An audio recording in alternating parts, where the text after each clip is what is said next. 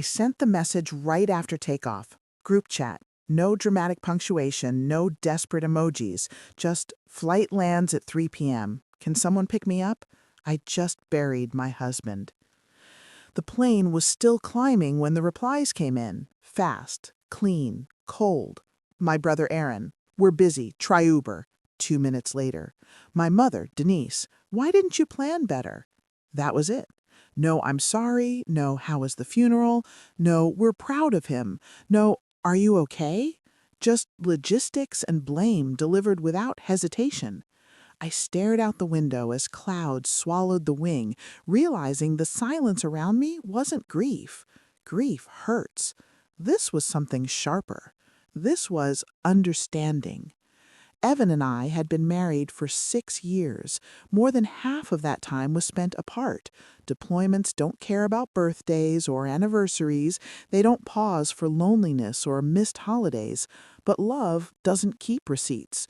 You don't tally sacrifices when you believe in someone. I never asked my family for much. I didn't need flowers or speeches. I just wanted a ride home. I typed one sentence back. No worries. That was all. No argument, no explanation, just quiet. When the plane landed, I didn't cry. I didn't beg. I wrapped my black coat tighter, walked past the baggage claim, past reunions and embraces, and stepped outside into the afternoon air. A black SUV was already waiting at the curb. The driver nodded when he saw me because while my family was busy, they didn't know who else had come home with me that night. I didn't post anything, no captions, no updates, no grief soaked into social media. But when the 9 p.m. news aired, I know they saw it. I know my mother's wine glass froze midair. I know my brother stopped chewing. The anger spoke calmly, the way professionals do when delivering heartbreak with precision. Today, a widow returned home from her husband's overseas military burial alone, but not unnoticed. The footage rolled me stepping out of the SUV, dressed in black, holding the folded flag against my chest. Behind me stood 3 Marines in full dress uniform, shoulders squared, eyes forward. They weren't escorting me, they were guarding something sacred. The camera zoomed in as I handed a small white ribbon box to one of them in an unexpected tribute. The reporter continued.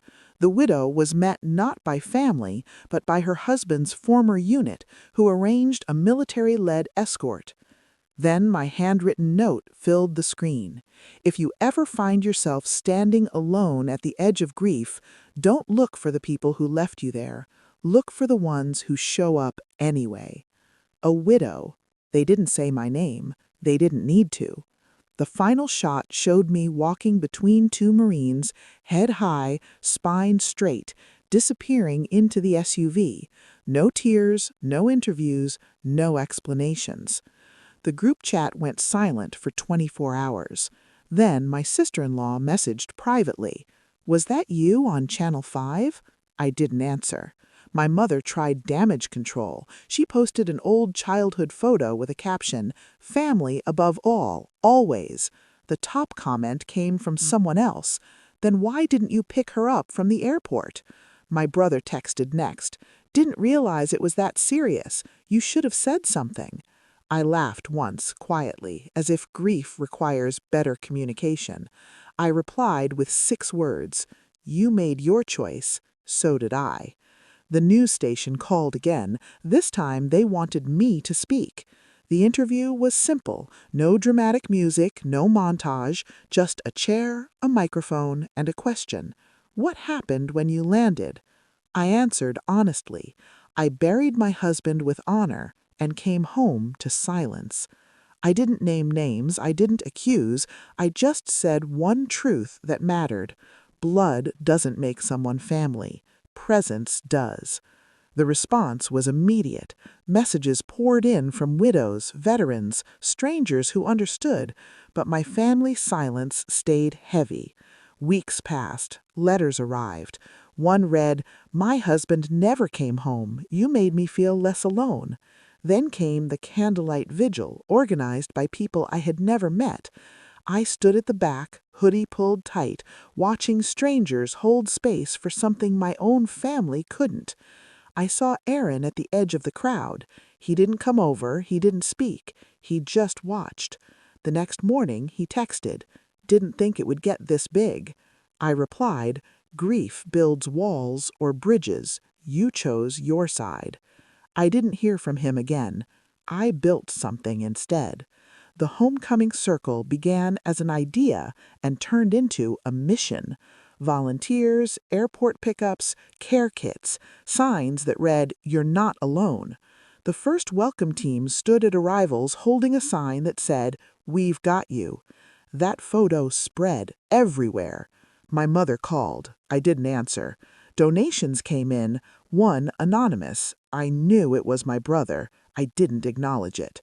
Some wounds don't heal with apologies.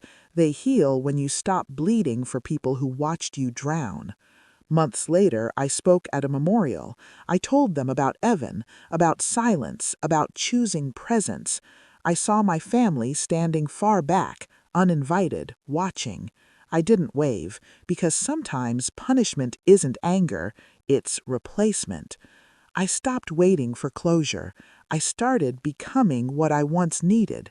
And when people ask how it all began, I tell them the truth.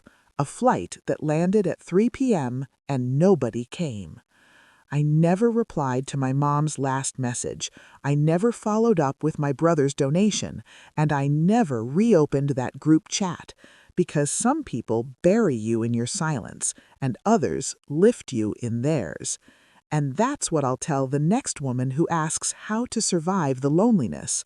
I'll tell her what I learned sitting alone at that terminal. You don't rebuild by waiting for them. You rebuild by becoming what they weren't.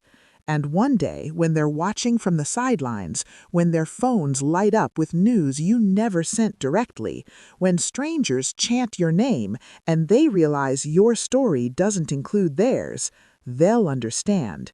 Too late, but they'll understand. And you'll be already walking forward, not alone, never again.